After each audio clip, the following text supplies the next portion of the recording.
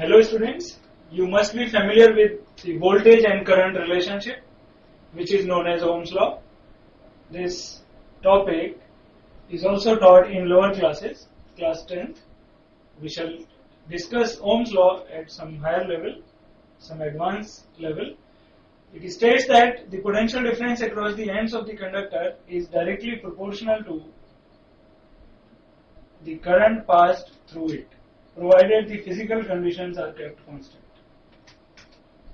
Mathematically, we can say V, potential difference V, is directly proportional to I, and here proportionality constant is R.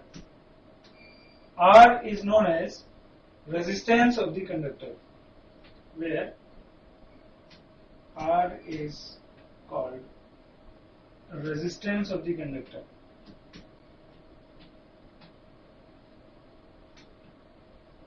Resistance can be defined as obstruction in the path of current offered by the conductor, which depends upon dimensions of the conductor, length, area of cross section, and it also depends upon temperature, that we shall discuss what are the factors on which resistance of the conductor depends.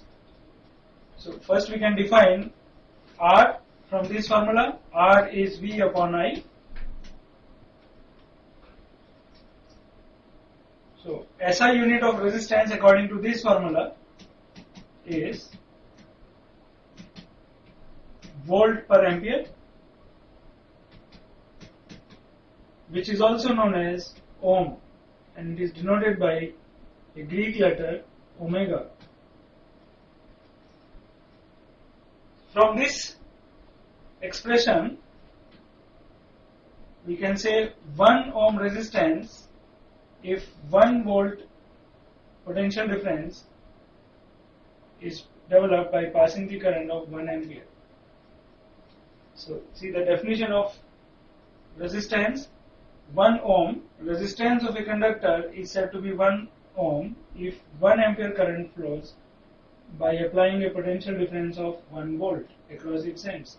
Or you can say if 1 volt potential difference is developed by passing a current of 1 ampere. Both the way it is correct. Now you must be thinking, if V proportional to I, can we say I proportional to V? Earlier we said V proportional to I.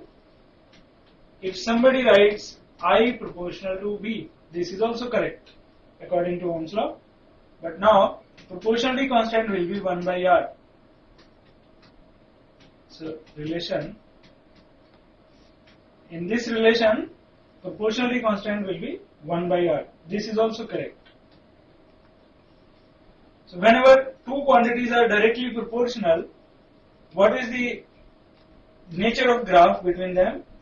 It is always a straight line, right? So this topic, Ohm's law, is also discussed in physics lab. Experimentally, it is verified. What is the experimental setup? We shall discuss the experimental circuit using circuit symbol. Experimental circuit of Ohm's law.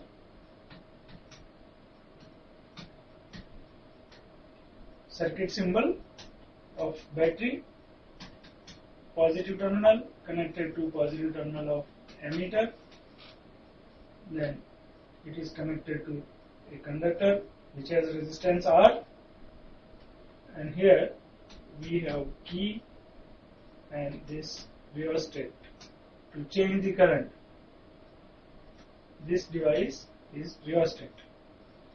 Voltmeter, which is used to measure the potential difference across the conductor, this is connected in parallel, and positive terminal of voltmeter as well as positive terminal of ammeter should be towards positive terminal of cell or battery.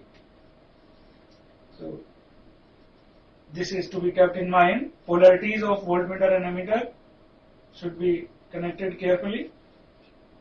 If we change the current with the help of rheostat, then potential difference also changes. For example, if we have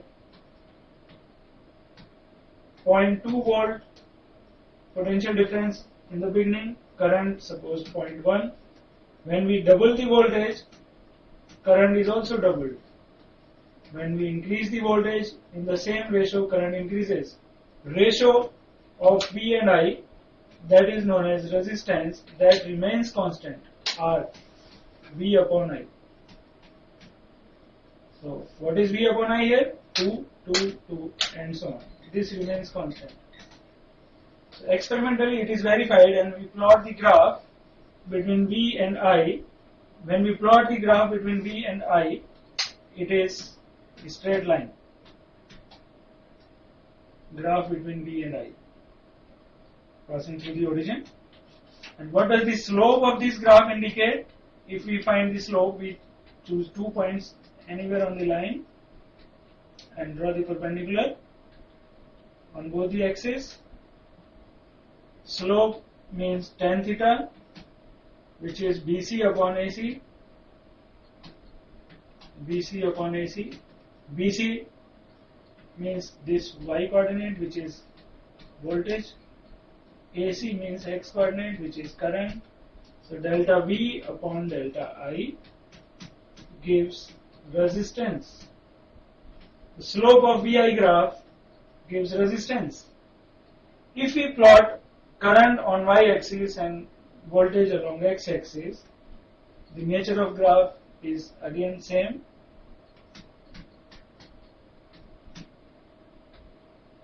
Again, if you find the resistance by slope, see, now slope will give you the value delta I upon delta V. Slope delta I upon delta V. What is this value? Slope is now delta I upon delta V. That means 1 upon resistance. Resistance is V upon I, and here I upon V, so 1 upon resistance. So if we plot I on y-axis, then 1 upon slope will be resistance. Resistance will be 1 upon slope. Right? For example, if two graphs for two different conductors are given, suppose this is conductor A, this is for conductor B. IV graphs are given here, and question is, which conductor has higher resistance in this graph? Which conductor has higher resistance? A or B? Now you see the slope. It is IV graph. I is denoted along y-axis, so 1 upon slope will be equal to resistance. Right? Resistance will be 1 upon slope. So graph A has lesser slope, so it will be having higher resistance. Resistance of A will be greater than resistance of B. Clear? If we are given, suppose, VI graph in the same question, then in this question, if question is which has higher resistance, now slope will be giving you the resistance, so resistance of B will be greater than resistance of A in this question. Right? So you have to be very careful, you have to see which quantity is denoted along y-axis, then only you can conclude which wire has high resistance. This is all about Ohm's law. And what are the limitations of Ohm's law? It must be clear, provided physical conditions are kept constant.